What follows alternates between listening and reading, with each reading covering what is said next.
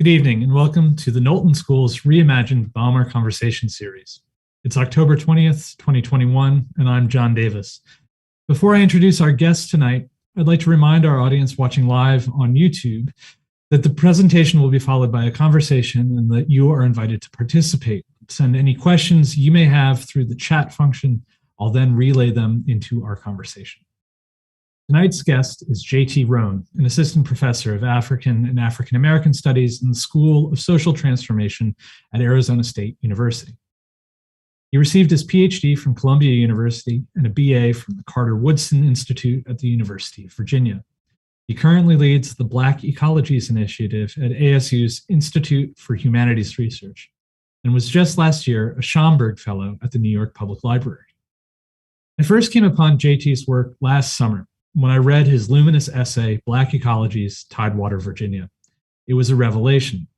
The essay is a narrative of images from the Chesapeake Tidewater, filtered through a lens of growing up Black in that landscape. Behind the evocation of picnics, go-go music, highway medians, and beaches on the York River, which are good for kids and also good for fishing grouper, is a poignant sense of African American work and lifescapes, of ecologies gained, lost, and remembered since Reconstruction. Roane writes about the Tidewater as a place, but defines that place as a continual process of finding, reading, and keeping the landscape. Working with, as he puts it, quote, a grammar to make sense of place, ecologies, belonging, and life itself. After reading this essay, I quickly found and consumed pretty much everything else he has published, impressively ranging from studies of the Tidewater to Black and queer geography of 20th century Philadelphia, to his work with the anthropologist Justin Hosby on creating deep maps of Black ecologies as a way of thinking about environments in the US South. We're very excited to have him here tonight and to continue this discussion of race, space, and ecology. JT, welcome. Thank you so much for that kind of intro. And thanks to the folks overall at Knowlton and the folks who organized the Baumer series, all of folks whose labor makes this possible, including Zachary, who's here with us in the green room. I really appreciate this kind invitation, and I'm excited to be here with you all. Before I jump in, I want to acknowledge that I'm currently on the unceded territories of the Acamel Odom and the Pequot Nations in the kind of Tempe area near ASU. I want to go ahead and pull up my slides, and so we can just jump in since I know we want to get to the conversation. So I want to talk with you all from some hopefully forthcoming work, that it centers Black ecologies and sub-aquatic life in the Jim Crow era, and in particular during the kind of era of Jim Crow's enclosure of the Tidewater region. So I'm going to start by playing some B-roll footage from a project, the Black Ecologies Initiative work, along with Justin Hosby this summer. Particularly, I worked with Hugh Watson, an artist. And so this is just some B-roll from some footage that I got as part of my work that I'll play in the background. And as the lead in B-roll footage from the Black Ecologies mapping work suggests, and that I'll continue to kind of read over as we get further along, it'll show how Black line fishing and other modes of engagement with the water in the rural communities of Tidewater, Virginia and Maryland, while often unfolding as part of the quiet expression of Black communal self-creation and intimacy with the aquatic and the sub-aquatic, are set against the backdrop of extractionism, and as we'll see, this will be more clear in a second, or the exploitations of land, waterways, and resources therein for short-term profitability through industrial processes of removal, rather than a long-term strategy of communal or ecological well-being. And when we get to the middle of this cut, we'll see that when we get to the middle of this cut, we'll see that this is symbolized pointedly in a large grain repository at the center of Tappahannock, Virginia, a small rural community in my hometown between the Middle Peninsula and the Northern Neck in the tidal area of Virginia, which will be at the center of the composition when we get to that section. While Black communities have a long history of cultivating relationships with regional waterscapes, meaningful access has continued to winnow in the face of the ecological unmaking of this unique hydrological system, with pollutants and contaminants associated with industrial agriculture, the deterioration of soils related to logging, and the refashioning of ex-urban communities into suburbs further north at Fredericksburg as part of Northern Virginia sprawl, choking these waterways with various kinds of runoff that negatively impact sub-aquatic life and also Black people's experiences with the water and also Black ecologies. These processes of runoff threaten the system with large oxygenless zones, seasonally that shape the subaquatic life, delimiting survivability in these waters. Already limited legal access to waterways regulated by expensive licensures at the state level for fishing and boating, as well as private land ownership that makes getting to the water itself technically a commons, highly limited, if not impossible, is further diminished by commercial development, the closure of previously public access points coinciding with the growth of exclusive waterfront enclaves, and the reterritorialization of the subaquatic through its ongoing denaturing. In the larger essay that this draws on, I historicize Black ecologies through rural Black communities' unstable relationships to the processes of the waterways themselves, as well as to the subaquatic species life, such as crabs, clams, oysters, and various fish in the context of cyclical riparian and landed enclosure, with an emphasis on the Jim Crow era. I return to the period of Jim Crow's transformation of the waterscape through industrialization beginning in the 1880s and maintaining a similar diminished profile through the collapse of fisheries in oysters, clams, and crabs in the 1990s, with the closure of the majority of the local seafood processing plants in the lower Chesapeake between Virginia Beach, in the rural areas between Virginia Beach and Baltimore and Maryland. I chart Black subaquatic cultivation in a dialectic with ecological devastation and cyclical enclosure, the repeated geographic displacement of indigenous and Black relations with the waterscape, and the concomitant taming of myriad uses of the tidal bodies, including creeks, rivers, and the bay itself, to enhance profit and pleasure for primarily exclusive white ownership or related rights allocated by the state to ensure profit and exploitation, further undermining indigenous sovereignty and what I call the Black commons. The Tidewater's emergence and historical transformation is the product of a series of overlapping financial and ecological dislocations.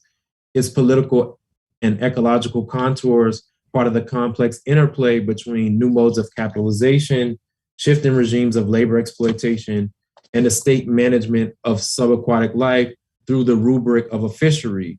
Here, an exploitable resource, controllable, taxable, and in the short run, profitable.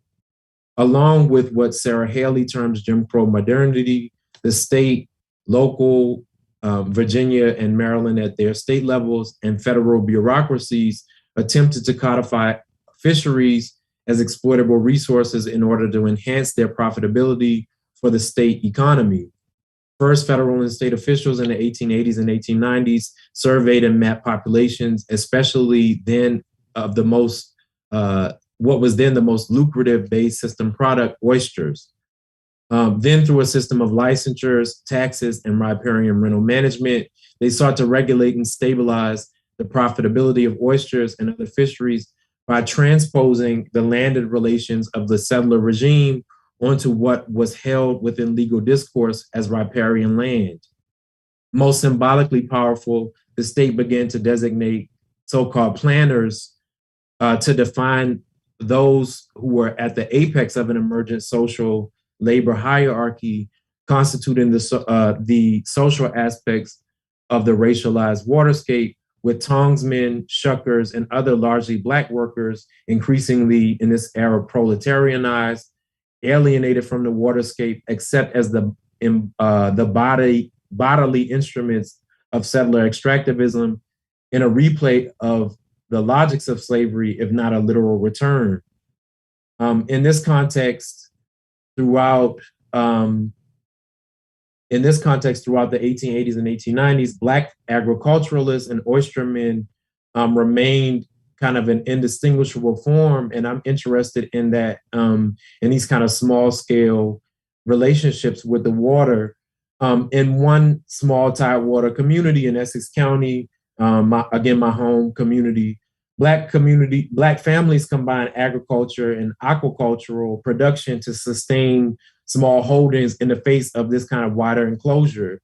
Black farmers and aquaculturalists operated primarily along the Rappahannock at a scale commensurate with the strategy of subsistence and perhaps small excess, while perhaps this was delimited by budgetary concerns with yearly taxes on riparian land increasing with acreage. It also perhaps, and this is what I hold out, illustrates a strategy of consistent with the visions for self-sufficiency that emerged as a central theme in post-emancipation Black life. These families sought stability and basic social and familial soundness, and not necessarily massive wealth derived from an ever-expanding holding. The Fauntleroy family was exemplary. Lawrence was born in 1837 in Essex, likely as a slave, nearly 30 at the outset of the Civil War. By age 43 in 1880, he owned a small acreage of land, just over 15 acres near the post office at Center Cross, 8 of which he tilled, with 1/2 of an acre dedicated to either an orchard or a meadow, and 7 acres of which remain unimproved timberland. He lived on the farm with his wife Emily, his daughter Willie, as well as 2 sons, Richard and Moscow.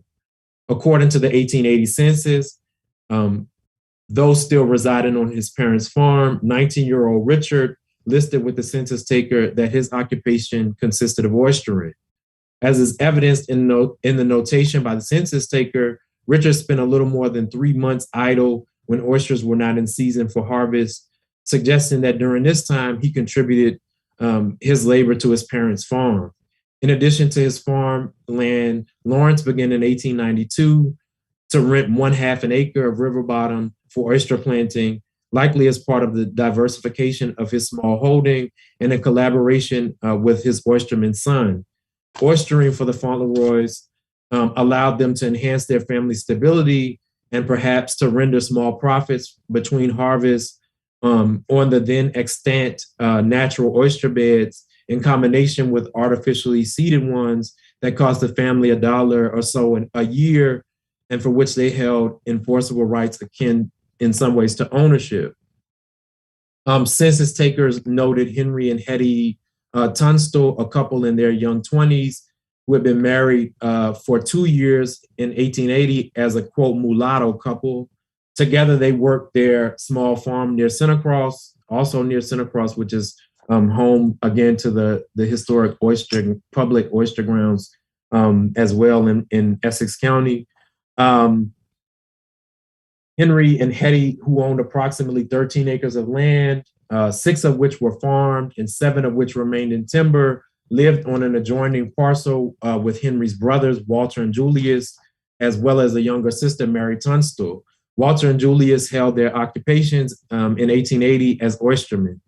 In October 1892, the brothers Henry, Walter, and Julius began, like the Fauntleroys, to rent a small parcel of river bottom from the state. Together, they leased 4 1/4 acres of riparian land for seeding and harvesting oysters. The Tunstall family mobilized a similar strategy to the Fauntleroys, combining farming and oystering across the seasons to maximize stability as a small family operation. Although the Tunstalls rented a significantly larger parcel of the bottom than the Fauntleroys, the scale suggests still the combined labor strategy rather than a desire for maximizing profitability in the flesh of these delicate bivalves. The small-scale efforts of the Fauntleroy and Tunstall families, from what I can tell, diverges from the information available about many white oystermen, and including one named John McCarty, who was born in the 1880s, and who, according to the 1920 census, resided on the other side of the Rappahannock River near the town of Whitestone in Lancaster County. McCarty, who was primarily a fisherman, amassed hundreds of acres by contrast to the half acre or 4 acres that we see here. And it's unlikely, given the scale of his operation with various sites of rented riparian land, that he would be able to perform this labor alone, or even in a kind of family unit. So according to the Essex County Oyster Plat records, McCarty leased from the state, as well as sublet hundreds of acres of river bottom for oystering within Essex's jurisdiction between the 1890s and the early 1900s, coincided with the boom in that period of oyster extraction. While a number of Black families rented riverland as part of their visions for self-sufficiency, the codification of the oyster plats was a means of establishing a system of riparian rights through which the state sought to tame the complex and messy reality of local common property rights into a manageable system of extraction, taxation, and governance, and that one that ultimately privileged white renters. Therefore, the state's codification efforts in the long term were at odds in many ways with the visions put forward by Black practitioners, and it probably, as I go into in a larger paper, given the centrality of Black cultivators and indigenous cultivators of these waterscapes, in all likelihood excluded other Black oyster tongers and indigenous oyster workers unable to afford an emergent, to keep operating within an emergent regime of licensures and fees for boats and river bottoms. So even though what I'm saying here is, though, even though the Fauntleroys and the Tunstalls are able to get formal documentation, there's probably a lot of other people who preceded that relation who are booted from it because they can't afford the rent. So the state of Virginia, through the county officials, sought to codify oysters as a fishery. Here is a quantifiable, taxable, and profitable unit, rather than a population materializing in biological form the complex processes of interdependence between the land as well as the salt and fresh waters that are critical for oysters. Central and critical, I think, to the construction of the fishery, as I mentioned, was a racialized hierarchy reinforced by the state's increasing reference to the differentiation between tongsmen, planters, and shuckers, right, as racialized labor. So although the Tunstalls and the Fauntleroys planted small acreage, the majority of Black people engaged in aspects of the Chesapeake oyster boom that followed the economic depression of the late 1870s was relegated to physical extraction as part of the consolidation of the fishery. State officials attempted to create a new formulation of oyster harvesting, again in a planter that transposed in resonant form the landed interests of the antebellum period, but evidencing the unprecedented reterritorialization of Virginia's political and economic structures and political ecology, especially in the democratic controlled 1890s, when the veneer of the old slave elite order lubricated the rapid privatization and enclosure of the state, along with the rest of the South, by railroads and other interests, seeking to resolve national tensions by transforming the South into a colony of hybrid regional, national, and British capital. Planter, in this context, was associated with the elaboration of riparian management, assumed to exact more taxable income by delimiting the river bottom as leasable property akin to farmland for the production of oysters, as well as other state revenue generating catches. So the enclosure entailed in the consolidation of legal ordinance and a tax structure around the waterways underwrote the New South, Jim Crow modernities, social and political consolidation. Virginia in 1880, according to C. Van Woodward, was the richest ex-Confederate state, yet fell well behind the poorest Union states in per capita wealth generation. So following the Depression in 1879, when there's a veritable bonanza of Northern capital and British capital to the South, quote, as Woodward notes, quote, the river boat became the handmaiden of industrialism. And on the Rappahannock, as well as the other navigable waterways that form the lower branches of the Chesapeake, the sites of oyster and other productions, this had an important effect on the industrialization of oysters. The steamboats created the primary architecture of fisheries extraction, with many of the steamboat operators taking ownership of large seafood processing facilities by World War I.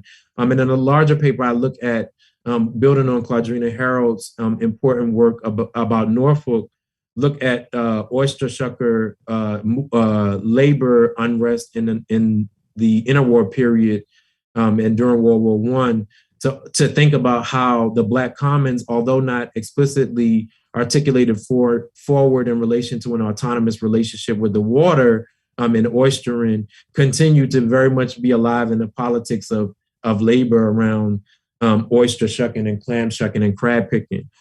So the consolidation of transportation and the enclosure of land and water were essential aspects of Jim Crow's emergence across the South. As Carter Woodson documents in The Rural Negro, the rural South's local and regional waterscapes endured seismic transformations in the cultural lives of Black people after emancipation. While ongoing large baptisms in creeks, rivers, ponds, lakes, and at the seashore signified enduring spiritual and social connections to various kinds of waterscapes across the region, commercialization and enclosure threatened more quotidian uses of and attachments to these kinds of waterscapes. According to Woodson, Black people were increasingly, quote, turned away from the bathing beach, which was once a free-for-all swimming place, not admitted to the private game reserve, which occupied the old fishing and hunting grounds, and prohibited from having, quote, any parties on the Placid Lake where they once rowed their canoes without fear of disturbance.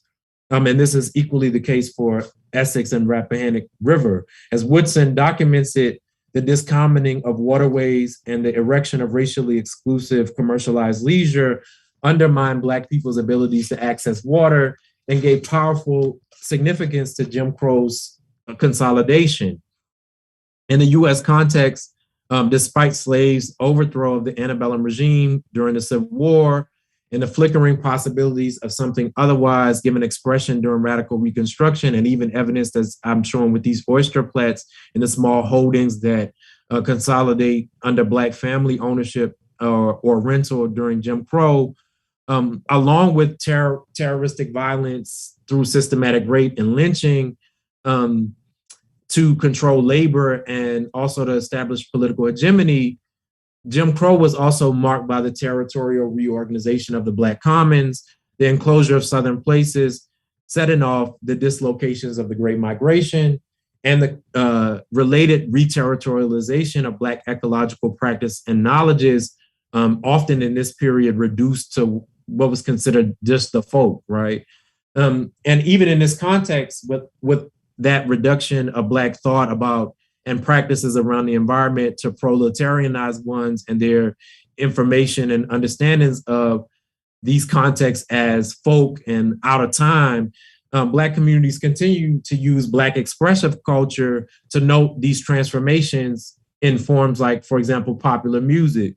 So in a 1928 recording for Paramount Records, Old Country Rock, Virginia rag guitarist William Moore opens the recording by calling to, quote, Bear, let's take him down for the old country rock. He grounds this sound, the sound of an old country rock, and its attendant movement in the watery contours of Tappahannock. Let's go back down to the Rappahannock, Tappahannock way, he sings, or ad-libs. Next, Moore calls for, quote, everybody to rock. Recorded in Chicago, the song's prideful invocation of a displaced home in watery Virginia announces a new kind of mobile migrant Southern subject in the age of the peripatetic blues and rag. Moore's sound and the subsequent dance he invokes operate through a longing for home and its affiliations, quote, them boys cross the river, and its attendant movements, that old country rock. The invocation of a rural southern place identified by its river, with which he is intimate grounds Moore's innovative style and the cultural transformation in which he's operating.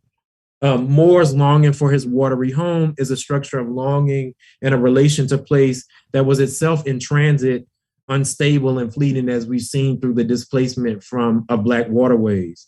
While Black communities in the Tidewater utilize the areas, its streams, ponds, marshes, creeks, rivers, and the bay itself for self and collective creation and plotting, beginning with slavery. The commercialization after 1880 threatened these delicate ecosystems and endangered the soil, forests, marshes, and rivers, actively relegating Black experiences with the water and with fishing to tedium and to drudgery.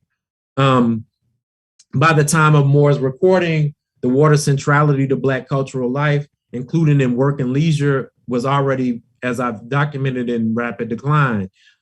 For example, although Black families use the area's reefs, oyster reefs, as well as other fisheries to create economic possibility and self-sustenance, as I pointed out, the transformation of the bay's oysters, in particular through commercialization, relegated Black people at the turn of the century from small commercial interests seeking to eke a living from the bounty of the commons to increasingly, as I mentioned, proletarianized laborers working for large fishing operations owned by steamboats or as oyster shuckers and crab pickers.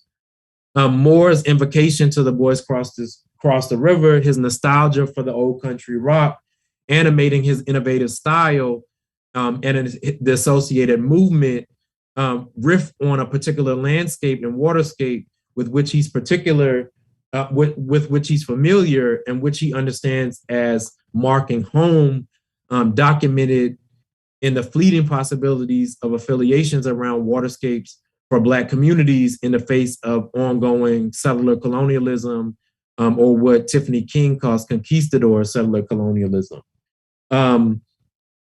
So these processes transition Black people's interfaces with the contours of the Tidewater from an orientation along wharves and boats and waterways, increasingly by the 1920s and 1930s to oil-based automobility, with real significant impact on the water, which we could talk more about. And when I'm working here with Moore's nostalgia, I'm drawing here on Ashante Reese, who draws on Lorena Muñez, who talks about productive nostalgia as a process in which nostalgia is not just memories or imaginations, but instead calls for the embodiment and enactment of a practice. And so I'm reading in the larger paper Moore's invocation as this kind of generative nostalgia, right? An invocation across loss and across displacement that has possibilities for thinking about Black ecologies in the past, but also the present and the future. Rag and the blues represented a form galvanizing various sentiments like the water itself to draw and pull Black geographic subjects through their own paths of desire, connection, disbandment, mobility, and affiliation, despite the forces rendering their communities displaceable, condemnable, and subject to the gratuitous violence of ecocide and white supremacist governance. So, now I want to turn to the late 20th century to kind of think about the other bookend of this essay in the 1980s and 1990s during the kind of collapse of this era, and also briefly about the kind of post-2005 Renaissance in oystering and what this history might tell us. So in not only oystering, just the sub-aquatic in general. So in a 1980 recording of a work song taken at a crab meat processing plant in rural Bluff Point, Virginia, along the Potomac, 3 crab pickers, Lena Thompson, Lucy Scott, and Lucy Smith, sing a work song titled Sleep On. The central theme of the spiritual's lyrics are death. Sleep on, mother, lay down and get your rest, Thompson calls out, followed with accompaniment from Smith and Scott. As they go through repeated rounds, imploring their mother, father, and others to ease into eternal rest, the sounds of their labor, the sloshing associated with the removal of crab, meat from the shells, and the persistent dripping of water form the ambient backdrop of their call and response. This spiritual work song, I want to note, is a complex testimonial that brings to the fore the complexity of agency in a context of ecocide and proletarianized labor.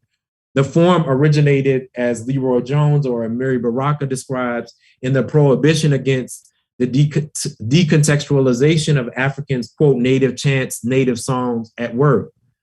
As Jones notes, or Baraka notes, these forbidden songs, quote, after a time changed into other forms that weren't forbidden in contexts that were contemporary. As hybridized cultural constructions, work songs embodied a form of sublimated cultural defiance and alternative communications among those condemned to slavery and its afterlives. At the same time, despite the subversive origins of these materials, they have historically also represented a mode of sometimes forced merriment connected to enhanced work and productivity, masking in the required performance the demands of work discipline, speed, and enhanced exploitation under a facade of happiness. And there, of course, I'm drawing on Saidiya Hartman. The three women's rendition of Sleep On illustrates this ambiguity well. It's not articulated as part of a discrete labor struggle. It does not stake an explicit critique of the environmental degradation affecting blue crab populations and the shifting conditions of their labor. The song is not a loud claim raised about the ongoing struggle over the maldistribution of the region's resources and its harms affecting the collapse of places, communities, especially Black communities once tied to crabbing, fishing, oyster harvesting. Indeed, it may well have enhanced the labor output of these women, extending profits for crab house owners. But as a feature, and with this complexity in mind, the spiritual passes along a simple but adaptable description linking death and tedium through the time of the song itself. Repetition instantiates the enduring power and possibility of what Clyde Woods describes as the blues epistemology to underscore the use of Black expressive culture to maintain a body of critical epistemic interventions propagated through the blues as a regional tradition of critical performance, description, thought, and practice around the matters of Black place and ecologies. In this instance, the blues tradition draws explicitly on the form preceding it, the work song. As Smith noted to recorders, quote, that's one of the old Wayback songs, a spiritual with a long history in the crab houses. The work song serves as an embodied archive of intersubjective memory, rehearsed and replayed in vernacular performance. The singing recalls the toil associated with removing the flesh from hundreds of crabs a day at a rapid pace, and the rich interior cultural worlds associated with what Kevin Kwashi calls Black aliveness, not fully containable from the purview of the boss's desire for faster work. Riffing on popular recordings and remakes of this particular spiritual from earlier in the 20th century and still actively remade in the late 1980s between local churches and the workplace as part of an undeniable collective self-expression. That's the context for the song. So despite the demands and impositions of exterior exploitation, the singing of these lyrics announced an insulating collectivity, protective in the face of exploitative seafood processors who organized pay structures wherein wages were measured through the amount of meat compiled from the discarded shells with a limited number of pounds brought into the plants daily, shrinking with the availability of crabs, oysters, and clams as part of the shifting ecological conditions of the Chesapeake Bay.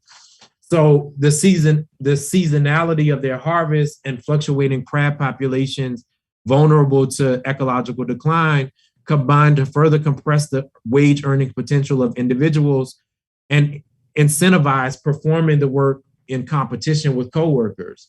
So against this backdrop And in contrast to the unevenness of the waters dripping, these workers keep pace with one another through a primary technology of collectivity in rural Black life, the antiphonal. The act of singing together allows these women to embody intimacy and a shared daily struggle in the face of company-sponsored atomization and competition.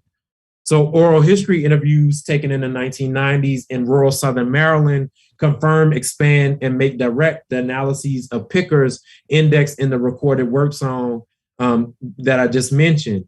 William Bourne, an oyster shucker working into his late 70s between the land as a tobacco farmer and a shucker in an oyster house in Southern Maryland, had begun both occupations at the age of 15 to care for his ailing parents. When Sheila Montague Parker interviewed Bourne in 1997 as part of the Behind the Apron Oral History Project with Black oyster and clam workers, Bourne had worked in the oyster house seasonally for more than 60 years. In his assessment of the changes that had accrued in his decades in the Bay's oyster business, he noted that the labor composition of the oyster enterprises in Southern Maryland had changed dramatically. While in his early years, there had been 75 or more Black shuckers employed seasonally in the local houses, by 97, there remain only a few elder Black shuckers, replaced increasingly by migrant workers from Latin America. In addition to the changing social dynamics of shucking, Bourne noted that the oysters themselves were beginning to succumb to the destructive transformation of the Chesapeake environment. When asked about what he viewed as the likely future of oystering and shucking in Maryland, he replied without hesitation that he didn't think there would be a future of the industry since, as he understood it, the oysters were, quote, dying out. As he noted, oysters were not nearly as plentiful as they had been when he started the work, and they grew smaller and less healthy with time. When asked by Parker what he believed to be the culprit behind the diminished oyster population, he answered by connecting it directly to changes in land use. Quote, I think it's got something to do with the fertilizers and stuff that people use on their farms. It runs into the water, and I think that's got something to do with it.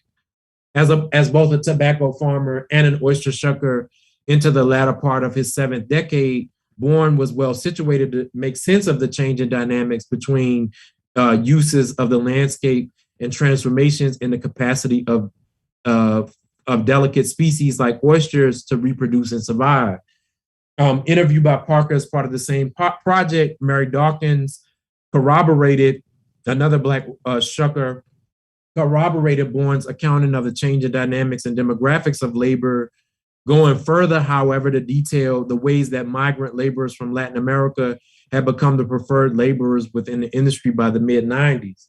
According to her, although when she began shucking in the 1940s, the shuckers were primarily local Black people, young and old, quote, all our young people left the county now.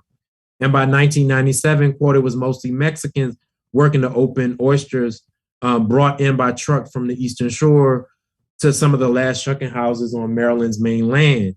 According to Dawkins, the owner of the shucking houses generated additional profits, and this is critical because neither Dawkins nor Bourne indict Latinx workers for their displacement of Black workers, but rather Dawkins points out the fact that Latinx migrant laborers are being doubly exploited because the shucking house owners were charging them to house them in 5 or so small cramped trailers that he and his friends owned near the shucking houses. So she noted that he charged these laborers to transport them between the rundown mobile homes and the oyster houses as well.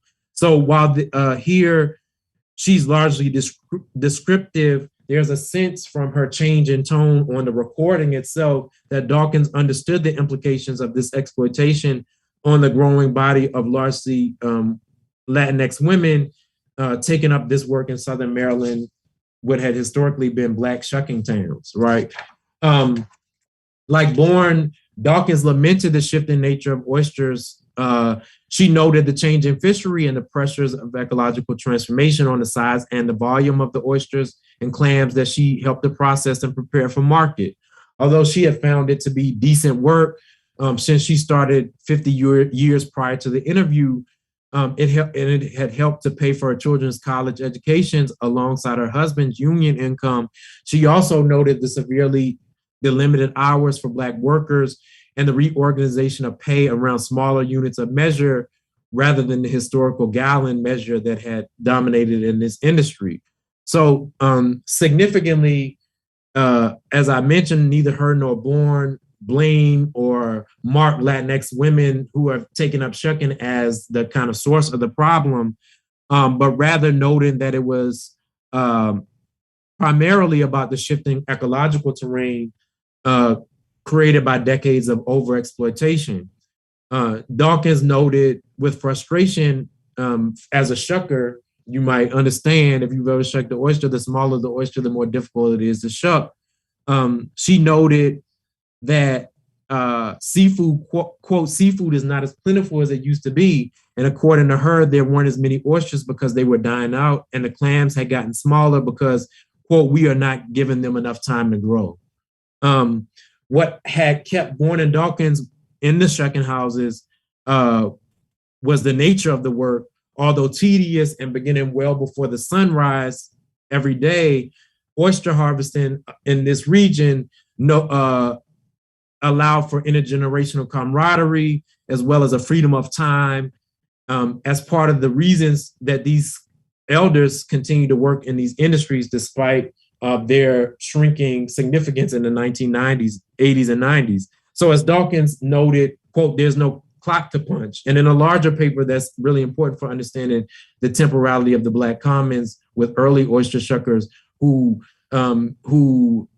federal surveyors note don't make as much money because they take extra market days. Now, there's a way that we can understand and read that as the person as the surveyor, federal surveyor in that context does, as lazy or whatever, right? But it's really critical that we understand that ethos of Black ecologies combines not no overwork with a significantly less pressure on the ecosystem itself.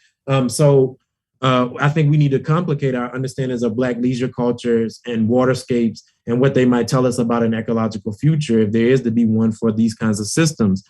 So although this is not, I don't want to suggest that there's no clock to punch means a necessarily livable wage, especially beyond the era of unionized shucker strikes in the earlier 20th century that I talk about in the larger paper. Dawkins used it to send her children to college, and it complemented the kind of wage sustaining that I sort of began with for her household, right? So it was a space in which they could work, and people like Bourne could find themselves still in an intimate relationship with the land as a tobacco farmer. More optimistic than Bourne, Dawkins, when asked about the prognosis of the future industry, suggested that it would just primarily be filled with Latinx workers and not totally kaput. Critically, and this is where I'll end, neither one of them anticipated the conditions of the Chesapeake's post-2005 Renaissance, centering the oyster fishery, but also discursively connected by boosters to the return of oyster harvesting as a win-win for all species, including other crabs and fish life. The current industry is constituted by the integrated techno-scientific management of labor, extraction, and distribution, including the networking of the growth and processing of oysters from their larval stages through marketability, with the minimalization of labor, including in many operations, the rendering of as redundant of shuckers themselves. So while tongers and dredgers and other people who I look up, engage more centered in the paper, have been displaced by the use of oyster baskets and the daily scientific management of the oyster's life cycle, shuckers have been replaced in many operations by a costly high-pressure mechanism that removes the flesh of oysters from the shell without the need for any skilled shuckers at all. And a counterpoint, and still a kind of complicated reindustrialization of this waterscape that I want to talk through very quickly, is the Rappahannock Oyster Company, based in Topping, Virginia, along the Rappahannock, founded, which is pretty much Virginia's leading force in this contemporary Renaissance, founded using the 200 acres of state-managed river bottom that there was the basis of their grandfather's operation from 1899 to 1961. Cousins Ryan and Travis Croxton have built a veritable oyster empire. Along with their tasting rooms and Topping, Virginia ROC boasts restaurants in Richmond, Washington, D.C., Charleston, and South Carolina, and Los Angeles, California. They also have an online store through which they ship shucked and living oysters and clams to patrons' doorsteps across the United States. Like many historical periods demarked as renaissances, the current boom in oyster production, galvanized by the ROC and similar operations, was preceded by an era of decline and death, and in the case of the Bay's oyster populations, near extinction. The ROC self-consciously situates itself outside of the paradigm of historical overfishing that included, that shaped previous efforts at oystering, including their own families. So as the Croxtons understand it, overfishing involves the overuse of natural beds, especially using dredging and disrupting the habitat of the oysters. Because oyster aquaculturalists like the Croxtons' grandfathers relied on the capturing of larval oysters before they began to settle on the rock substrate required for natural reproduction, overfishing endangered populations on the natural beds, along with those of the planted beds, like we see with the Fauntleroys here, and probably helping to lead to, by 1939, as we can see in the middle of the slide here, the abandonment of these historical oyster plats. The company's interpretation of its vision for oyster production as embracing sustainability, and as they suggest, even moving beyond sustainability, is critical for the discourse of the current reindustrialization of the region's waterscape. Here's the kind of profitable commercialization of the oyster's life cycle and their legal and economic recodification as a fishery, replaying the kind of original Jim Crow era codification I discussed before that displaced Black fishermen. So entangled with their interpretation of the company's sustainability is the oyster company's emphasis on using the native species of Virginia oyster, continued employment nostalgically of hand shucking, which I want to argue very quickly as we close out, extends settler conquistador logics of subsuming indigenous peoples' historical knowledges and cultivation of these ecotones to the tropes of aqua nullius, or unused or underutilized waterscapes, and justifying continued exploitation at the same time, as it naturalizes tedious and previously poorly compensated shucking labor, historically supplied by Black and later Latinx workers, as part of the legacy and established future of the Bay's ecology. The company's embrace of the native species, Crassatrea virginica, within the predominant settler classificatory regime, discursively ties their desire for continued extraction to a naturalized ordering of the water and land as the management of property and rights by the settler state. The emphasis on native in relation to the oyster population elides the legacy of indigenous cultivation, which I go into in the larger paper, of the Bay's waterscapes prior to and ongoingly in relation to the exploitation by the state's right or emergent claim in the Jim Crow era to rent the river, as well as to codify fisheries. And again, these are direct negations of indigenous sovereignty that the company is practicing at the same time that it is centering its own practice of saving the native species, right? So the embrace of saving the native species elides generations and millennia of indigenous cultivation of these waterscapes preceding colonization and continuing alongside it. And similarly, the fetish for hand shuck, directly set against novel technologies of pressurized shucking, trades in the settler romanticization of grueling but nameless Black workers faced with when employed by by white owners seasonally in the shucking houses or as tongers on operation like the Croxton's grandfather's historical harvesting business as, kind of an undefined body of hands, right? The label disembodies the hands that have historically done the shucking labor, and really elides the fact that between 1890s and 1990s, the region's industry really relied on poorly compensated Black laborers to get oysters to market. It reduces the tedium of this work to the euphemism hand shucked, and it hides the history that I've been talking through of Black aquaculture, wherein Black families cultivated knowledges, practices, and relationships with these tidal waterways and subaquatic species life at the edges of and out of the purview, and even sometimes in the heart of settler domination with their own ethos against the kind of traditions of capitalist labor and extraction. So, and while this kind of relationship and while I guess Black communities alternatives to the overharvesting that preceded with the Croxton's grandfather and was contemporary with that, this for the ROC's owners constitutes a kind of horizon of ongoing extraction and harvesting rather than a transformation of the bay, right? So the ROC doesn't manage or push back against the large uninhabitable zones of hypoxia that define the bay every summer. They just move oysters around to avoid those, right? And so I think what we see and where we began with these kind of small scale relationships between Black waterscapes and their production are alongside indigenous sovereignties, the future and the possibility for a future beyond this kind of horizon of ongoing extraction and violence that is ultimately ecocidal.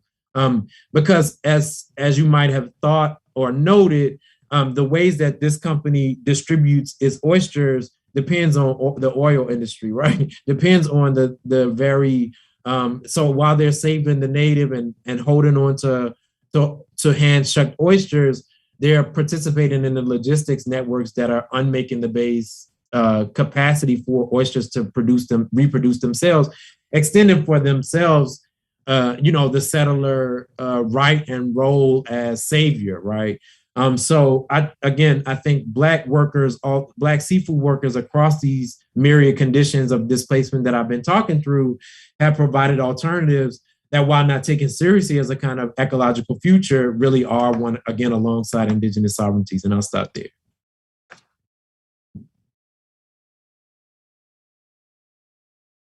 Thanks very much, JT. This is fantastic. A lot to think about here, and I also appreciate that you shared the paper with me beforehand, so I got a chance to read through some of the kind of larger points that you were talking about, which I may ask you about here. Before I jump into questions, though, I do want to remind the audience that that I will be monitoring the chat function in YouTube. So if you have a question, please do write that in there, and I will relay it to JT Roane here live and on the air. So now I hope you had a chance to catch your breath there, JT, while I did that. But I want to ask you a couple of things. There are a couple of ways into this, or there are a number of different ways into this that could be productive. But the thing that really stuck out to me is your invocation of Ashanti Reese's notion of this productive nostalgia, and the idea of nostalgia isn't an image. It's not just thinking about kind of an imaginary, feeling or vibe even from a past, but it has a lot to do with an actual embodied experience, with something that you feel in your nervous system, in yourself. And how you tie this to work. So the whole idea here is that this labor, that there's a certain type of nostalgia that is productive, but it has to do with labor in its it is very, kind of real and messy and in some instances not fun way. And so I was wondering if you could talk a little bit more about how you came to conceive of talking about water work, landscape work, this way of engaging with the environment, and how Reese's idea of productive nostalgia has helped you think through that. Thanks. That's a great question. Yeah, shout out to Ashante Reese. I mean, her critical and important work on Washington, D.C. and food cultures is very generative for this work. I think, that the nostalgia here is often, I mean, we know, given the political context in which we live, that nostalgia can be a very dangerous affect, collective affect in politics. But I think, especially in the hands of those marked outside of power, it has these generative possibilities for otherwise embedded within it. And I think in this kind of context, it has allowed for the continued engagement with things like line fishing, intimacies with waterscapes that exceed, even when they're in the heart of really tedious and not necessarily fun labor, there are embodiments and enactments of labor, of collectivity, and even of commensality, if we're thinking about the sharing of these the products of the water, that harkens to eras preceding and imbricating with Jim Crow's consolidation as the displacement of these kinds of relationships, and that continued along backward in some ways for those kinds of the possibilities of labor, but also pleasure within those contexts. And I come to this as well, quite honestly, as a nostalgic subject for this kind of, as a displaced nostalgic subject for this waterway, this landscape. It took me into graduate school to be disabused of any idea that the Tidewater wasn't just some kind of pristine green and waterway area, to really think about its longer history as a series of displacements of Indigenous and Black relations and sovereignties and commons for commercial fisheries, for large-scale lumber operations, for industrial farming, right? So I think that's also critical. It's my own nostalgia that I'm trying to work through in this. But I think we see it going forward with where we started, against that backdrop of like the kind of evidence in a granary of industrial agriculture and the ways that makes the land and the water.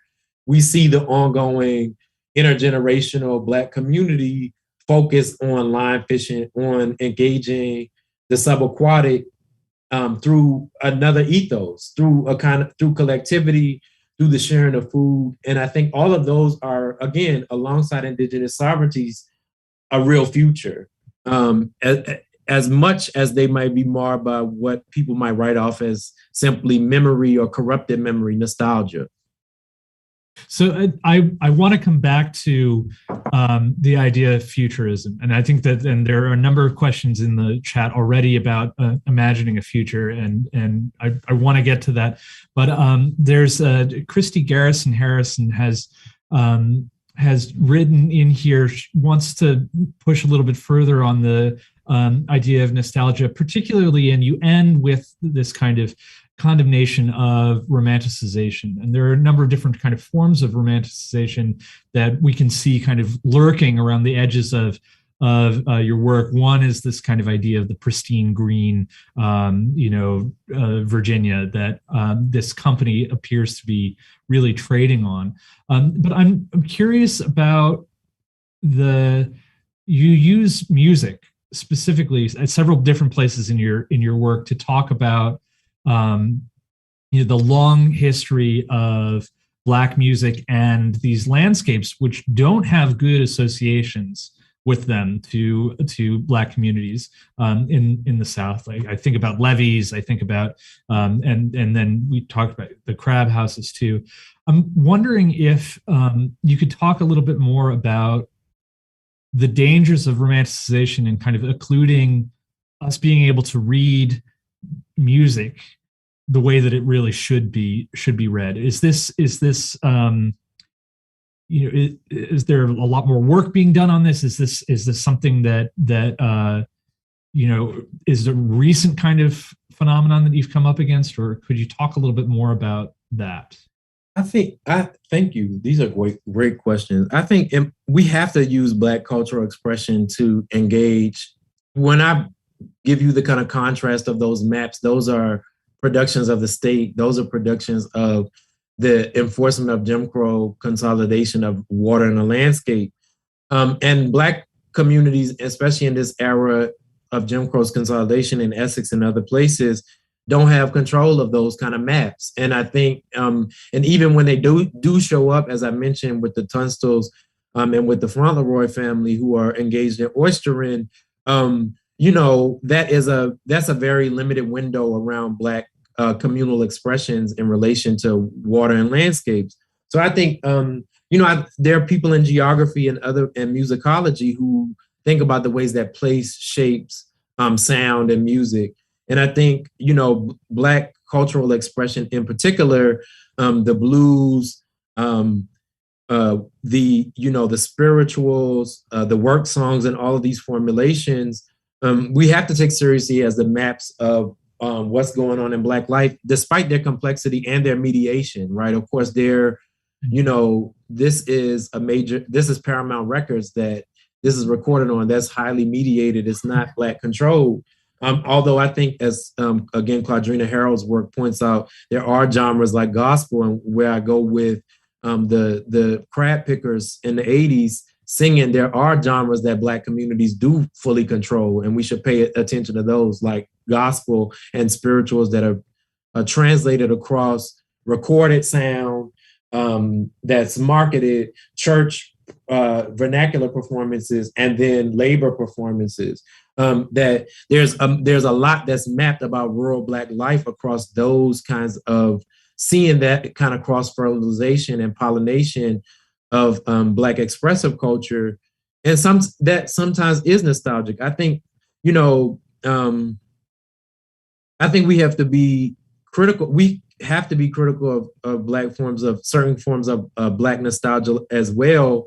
But I think in this case, it contrasts sharply. These kinds of visions contrast sharply with the enduring and very routine white savior of the waterscape and landscape, wherein the subject and object relations of mastery have not been undone, wherein the white settler, the white subject, or the white planter, literally in this case, the planter, is where he, and it's he on purpose, is saving the water and the species. That is not very different from the kind of subject-object relations of colonization.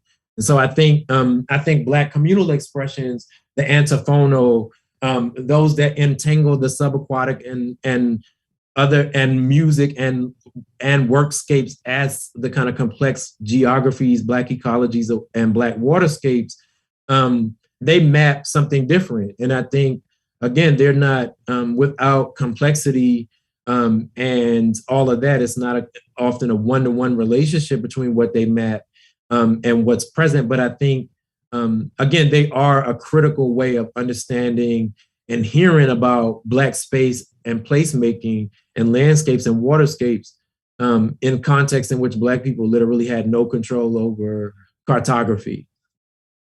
Hopefully that gets to some degree at some point. It does. No, it's great. I'm going to shift gears here and ask about your really fascinating article, Plotting the Black Commons, which there are references in what you just presented to kind of the work that you established in that article, which is for those in the audience who haven't read it, it's this really kind of amazing description of antebellum and pre-emancipation Black landscape practices, and then also talking about continuities after emancipation. And one of the concepts that you bring up is this idea of the fugitive landscape, or the fugitive way of understanding the landscape. And you use the word furtive also, which is really different from the kind of assertive state-based kind of mapping that you talk about in oyster fields. And so I was wondering if you could share a little bit more about how we should think about this kind of, there's a kind of settler colonial landscape, and then there's also a way of reading it as a Black landscape, and that landscape is quote unquote furtive or fugitive. I was wondering if you could talk a little bit more about the way to see that, or to kind of understand it. You're muted. You're muted. My little preamble. Sorry. Thanks so much for these great questions. And I think really, your really serious engagement with my work. I really appreciate that. I think the fugitive and the furtive landscapes under slavery are enacted in the interstices of plantation ecologies as a kind of possibility for collectivity and for individual even sustenance and well-being in a context in which enslaved people receive not enough food and all of that. There are enactments of the water and the landscape that allow for survival, but also which bleed into what we might consider kind of taking of liberties in relation to those water and landscapes. So having to feed yourself is originally a downloaded responsibility from planters for not providing enough food, which is more labor, right? But fishing at night, as James V. Dean from Maryland recalls in a slave narrative from the 1930s, when that bleeds into fishing all night with your friends so that you are falling asleep at the loom, we're in another territory around the space and spatial and temporal coordinates of a Black landscape that is over, top of, underneath, to the side of the kind of domination of mastery. And here I'm really drawing on Catherine McKittrick's insights about, Black feminist geographies and Black women's cartographies.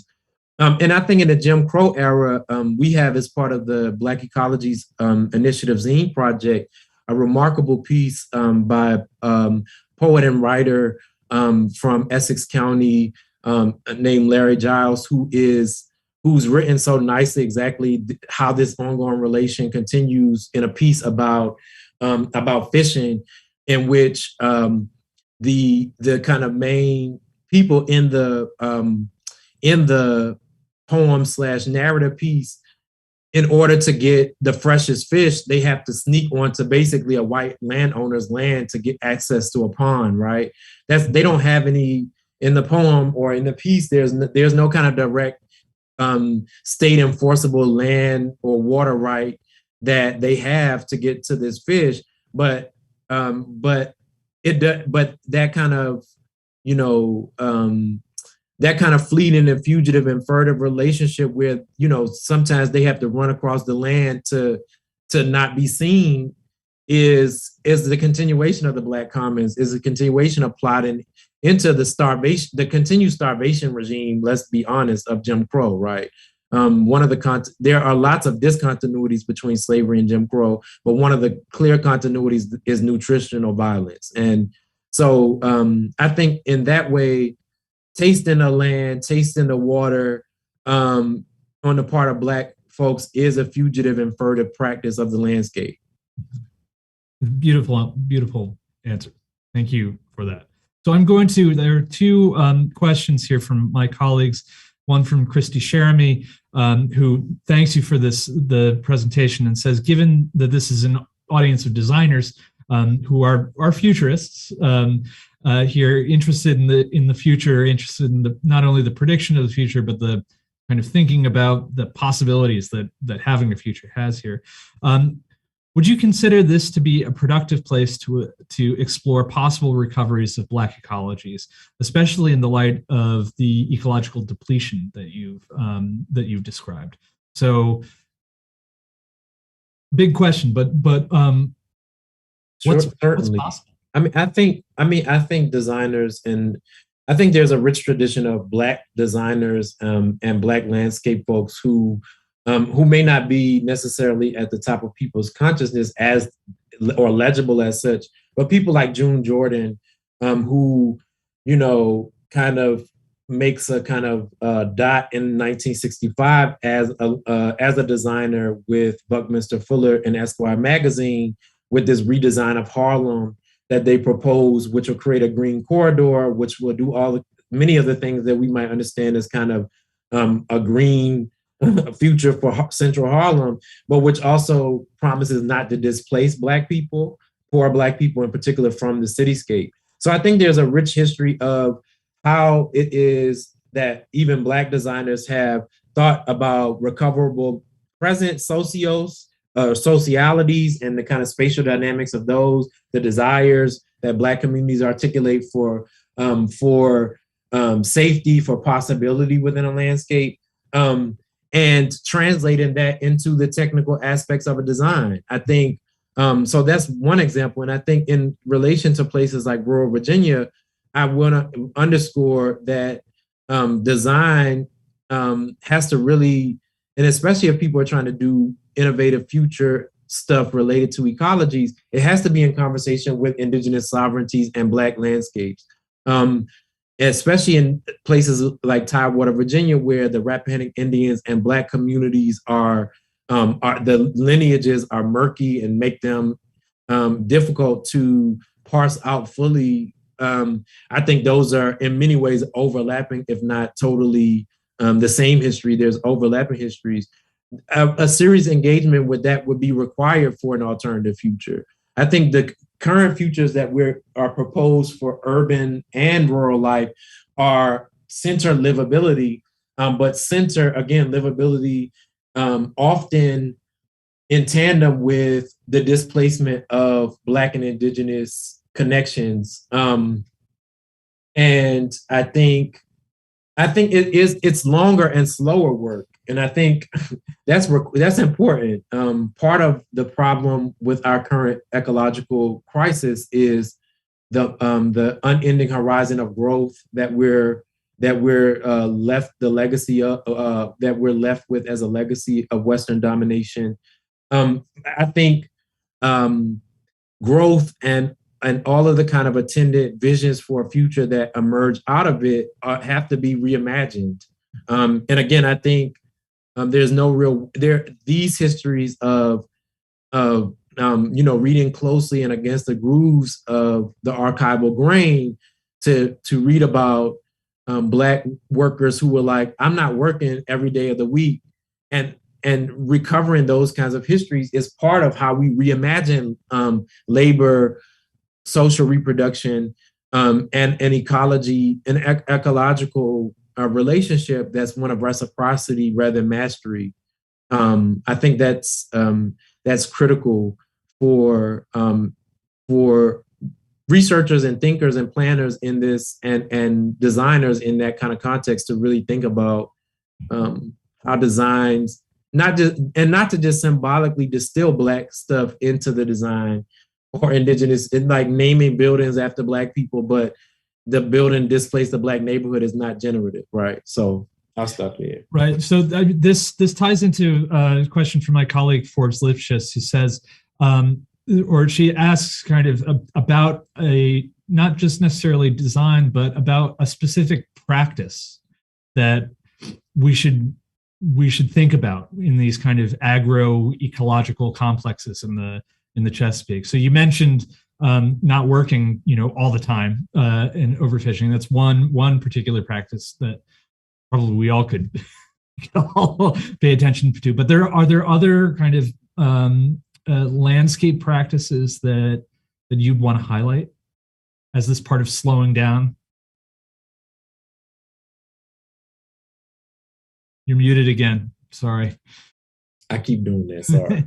I think recovering, there is a rich tradition of Black landscapes. And even as I was talking about the families that are oystering in the 1890s and early 1900s, they have a small scale ownership and a model for land that is, that we can see in the Tunstall and the Fauntleroy families as holding out a small meadow or a small orchard, small acreage of a small acreage of timberland and a small acreage of planting ground along with the oyster bed is a very different model than what is being galvanized in the with the permanent agricultural price collapse of the 1920s and into the 1930s when in Virginia and most of the South, the peak of Black land ownership is 1920, right?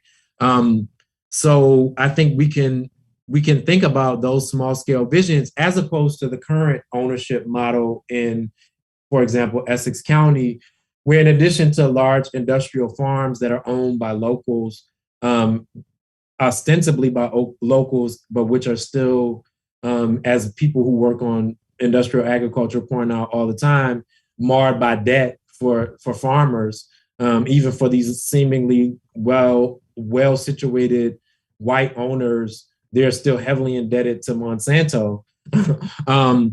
There are, and in addition to that, there is large-scale logging operations that are highly speculative and that no locals have control over. For example, a small LLC that I've figured out is a subsidiary several times removed.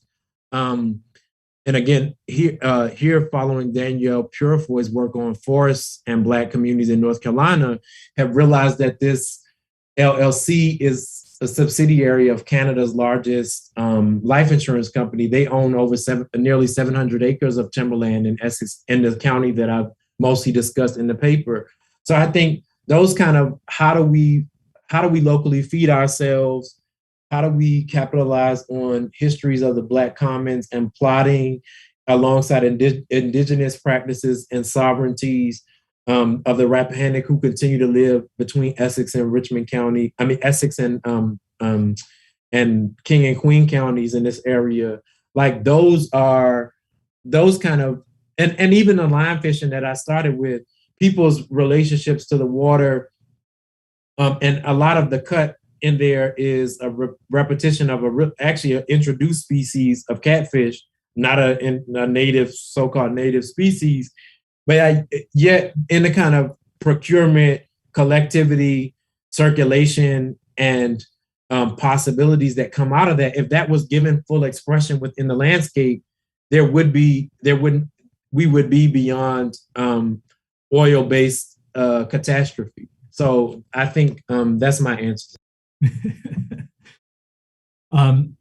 So I'm going to, I want to say that the kind of the phrase you used, holding out, to hold out something, hold out a piece of a field, I think is really interesting. It sounds like a colloquialism, but I think it's an interesting way of thinking about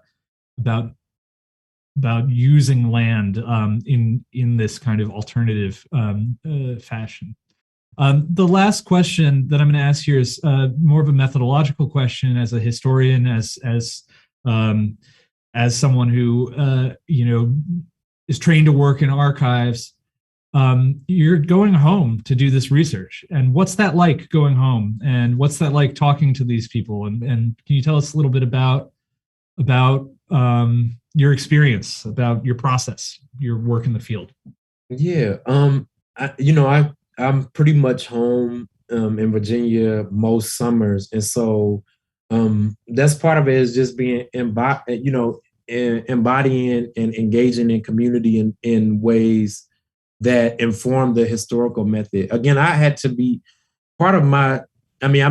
As you pointed to, I'm trained as an archival historian, in a kind of Black studies tradition. But I think that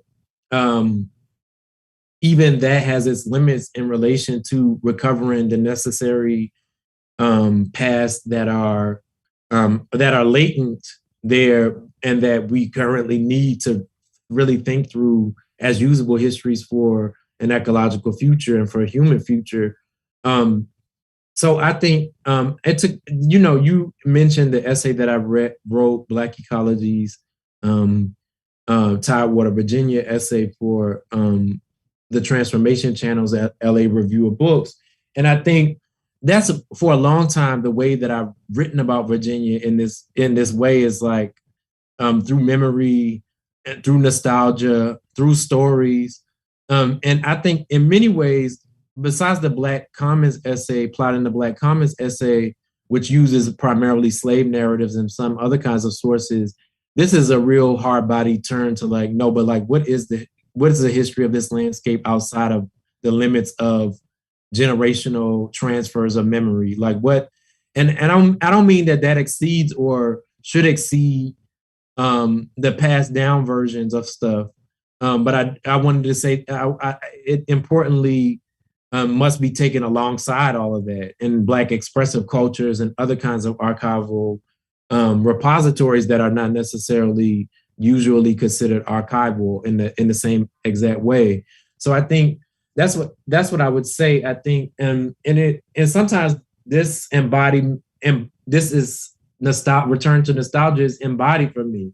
Like I go fishing. Like I think it's important. And I think it also is this, again, the seeds for something that could go beyond this, and that I'm very much committed to trying to push for back home is like everybody, as that big grain silo at the center of town so symbolically points to, people are surrounded by industrial agriculture. They're sprayed with synthetic fertilizers and synthetic herbicides.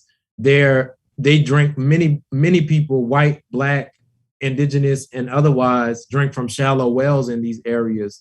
So we can see if farmland goes right up to your well, and you're drinking, I don't know, I'm not a scientist, but I would imagine that's probably not good, right? Like this, this is like, this is a real question for me.